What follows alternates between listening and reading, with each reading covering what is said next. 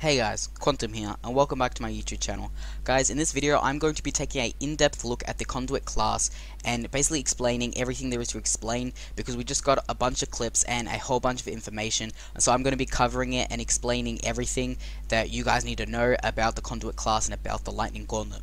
But before I get into the video, I just want to say that I am making a video on every single class, and anytime we get any information I'm going to be updating you guys on it, because I love the game so much. And basically when it comes out on alpha and when we are actually allowed to stream it, us testers or anybody who plays the game or has the game, it's going to be my main game. Basically going to be seeing a lot of it on my YouTube channel. You're going to be seeing a lot of it on my Twitch, when I can actually use my own content and not just what the devs give us. But without further ado, let's get straight into the video.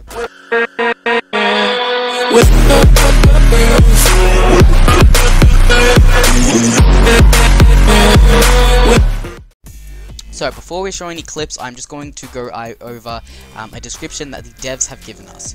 So we are back with more behind the scenes look at Spellbreak's pre-alpha development. This gallery is the second in our series of the game's class system and is focused on the Lightning School of Magic, Conduit. Class basics. Early in development, we decided to incorporate RPG elements, which led us to develop a system of classes that add depth to how players build out their characters. In each match, you are given the opportunity to select and develop 2 classes. Each class contains a passive ability and 3 scrolls that you choose and level up over the course of a match. So, in our last video, in my last video, in the in-depth look at a Pyromancer, they basically gave us a description just like this. So it's telling us that this is how they came up with the classes, and basically we get each class contains a passive ability and 3 scrolls that we can choose to level up over the course of a match, which is amazing. I love the idea of this, and you're never going to get bored of it, because with each class you can pick any class you want and then you can level it up any type of way, and there's just so much you can choose from. Conduit's passive ability, Lightning Fast, increases sprint speed by 20% but breaks briefly when you attack or take damage. Most of the GIFs in the gallery demonstrate it, so I won't post an extra running GIF. This is a good ability to start a match with. No one will ever say it's overpowered, but being able to move faster than normal without having to use any equipment slot and have it active through the whole match is very useful. Conduit is a great choice right off the bat if you're starting in a far off location and want to do a bunch of looting. So this is one of the scrolls, Arc Flash. Your lightning bolts have a 25, 50%, 75% chance to leave a ball of lightning that strikes nearby players. So as you can see in this video, there is a ball of lightning being left behind by Super Mickey J. So an important design consideration is to let players feel powerful even if they're not incredibly mechanically skillful. Not all the time, mind you, just a consideration. You see this in various spells, but also in places like Arc Flash. If you hit someone with lightning, it's very damaging, but it's also a relatively small projectile with some spread on subsequent shots, so it's not super easy to hit targets. Arc Flash gives those missed shots a chance to do some work on their own. Strategically, you can use it to lay down a killing field by just littering the ground with ball lightnings if you have a few moments before a fight, or if you see someone teleporting your way. You can also use them as sentries that will notify you if someone's coming from behind you or from around a corner, or use them to cover your escape. I really like this, to be honest, because like they said, if you're not skilled with, you know, being able to aim, this really helps you, because you have those lightning balls that damaging the player non-stop, and you can just put one behind you or just keep shooting till one spawns and just walk, and if you hear it damage a player or start shooting, or if you see it, you know, actually hitting a player, you know that that player is there, which is really good. You can use it defensively or offensively, which is what I love about this game. There's so much you can do with the classes. It's not just you pick lightning, you have to be an offensive player, you have to stay aggressive. You can play defensively as well, and that's what I love about, you know, the class system, that you're able to pick scrolls and level them up to whatever you want. So like it says here, your lightning bolts have a 25, 50, and 75% chance to leave behind a ball of lightning that strikes nearby players. If you level that up to 75%, that's going to be really helpful, because 75% of the time, easy math, easy math, you are going to have a lightning ball strike and deal damage to your opponent, which I love. It's such a great part of the game to see them including this and actually helping out players that are new to the game, right, by having these balls of lightning do damage to people, even if your aim isn't that great, and gradually your aim will get better and better.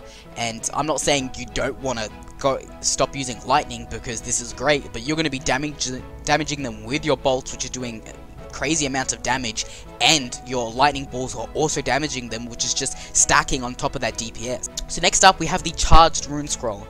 After using your rune, fire arcs of lightning towards the nearest 2, 3, 4 people for 30, 45, and 60 damage. Has a 3-second cooldown. This is so awesome, because if you're playing squads and you just use your movement rune to go past them, you're going to be firing out arcs of lightning and doing 30 damage to 2 people, or 45 damage to 3 people, or 60 damage to 4 people, alright, per second.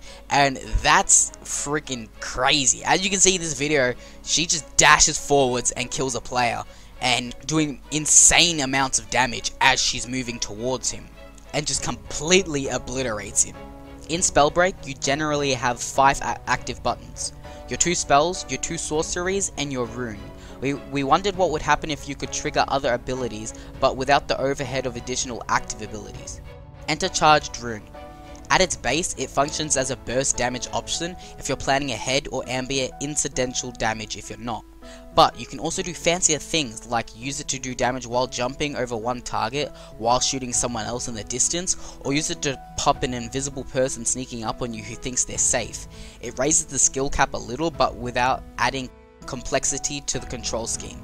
Development fun fact: originally this didn't have a cooldown, and players could load up on rune charges, waddle up to someone and vaporize them by blowing all their charges at once. It was not ideal, but it was funny to see someone stealth into a group and then detonate everyone at once.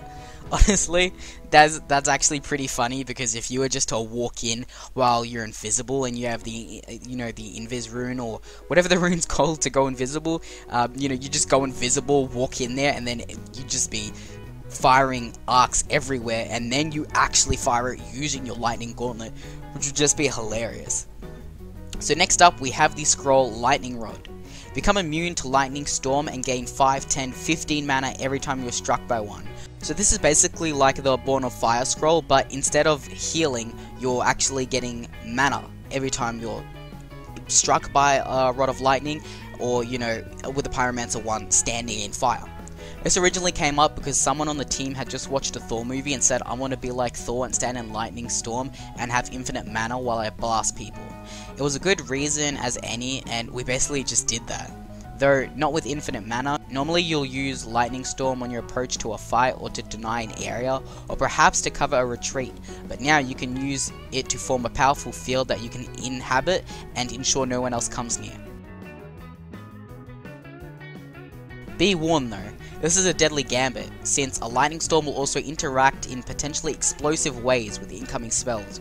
You might not want to stick around too long.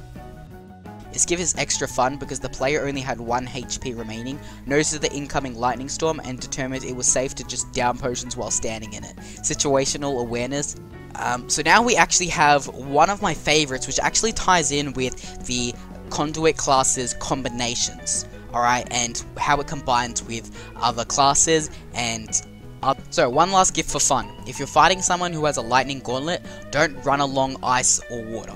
They can shock the whole damn thing. And so this guy had an ice gauntlet and decided to go ice skating and just make a whole path of ice. But what he didn't know was that this player had a lightning gauntlet, and so he just decided to shoot the ice, and basically he reacted in a way that water would with electricity or lightning.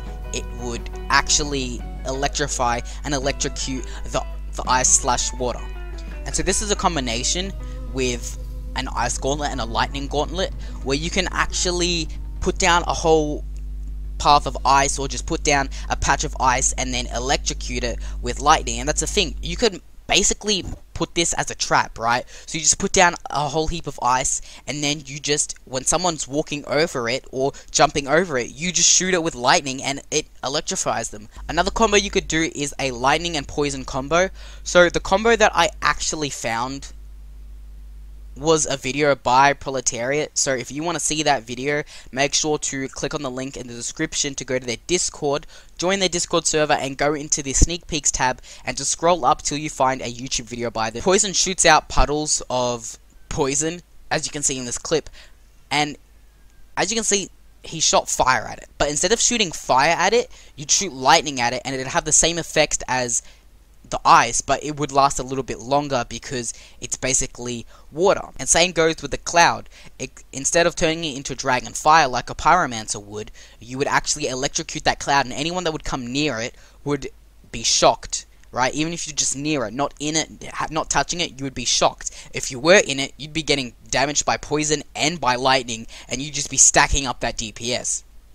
So this is some good interactions and combos that you can have with lightning. What's really good is with the arc flash scroll, you can shoot at that poison cloud, electrify it, and have balls of lightning there if you were to upgrade the scroll. You're stacking up all that DPS, and it's just dealing a crazy amount of damage to the opponent or to the player that gets near it or is in it. So if you combo it right and you play it and you practice it, you're going to be doing insane amounts of damage with the Conduit class. And I think that's awesome because it's sort of a hunter type class, I'd like to say, because you can put down, you know, puddles of poison and people are obviously not going to walk into it, they're going to go around it, but then you can shock it and do damage to them, or you can just shoot past them or shoot on the ground near them, or shoot at a tree, and possibly a ball of lightning will spawn near them and you'll be doing damage to them, you know, especially if you're laying down these traps. And if you were to have an ice gauntlet, you know, you just shoot a patch of ice onto the ground, and then when they walk past it, you'd shoot it with lightning and electrify it. I really like the vibe and the feel of the Conduit class,